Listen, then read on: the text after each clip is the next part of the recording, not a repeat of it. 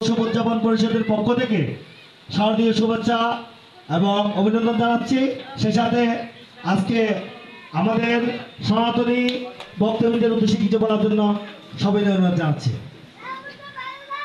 ধন্যবাদ সবাইকে শারদীয় শুভেচ্ছা।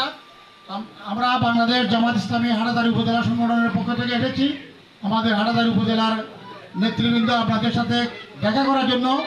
আপনাদের এই শারদীয় এই দুর্গা উৎসবে আপনাদেরকে শুভেচ্ছা জানানোর জন্য, মোবারকবাদ জানানোর জন্য এখানে এসেছে। আমরা নিজেরা এসেছি আপনাদের সাথে কৌশল বিনিময় করব।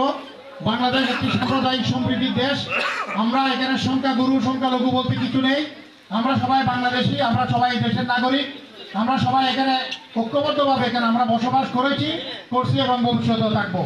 আমাদের ভিতরে এখানে সাম্প্রদায়িক কোনো উস্কানিমূলক কোনো বিষয় আমরা পছন্দ করি না। আমরা সবসময় সকলকে সাথে নিয়ে আমরা চলার বিশ্বাসী। জামাত ইসলামী বাংলাদেশ, আপনারা জানেন ইতিমধ্যে সারা বাংলাদেশে আজকের এই দুর্গা উৎসবে আমাদের বিভিন্ন টিমে বিভক্ত করে সারা বাংলাদেশের সকল উপজেলায় আমাদের বিভিন্ন অঞ্চলে আমাদের গ্রুপগুলো যাচ্ছে।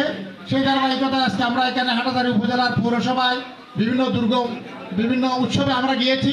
আজকে আমরা সর্বশেষ এখানে কামালপাড়া পরিকা সার্বজনীন পূজা মণ্ডপে আমরা এসেছি। এখানে এই পূজা মণ্ডপের কর্মকর্তাদের সাথে আমাদের সাক্ষাৎ হয়েছে, আমরা কৌশল বিনিময় করেছি।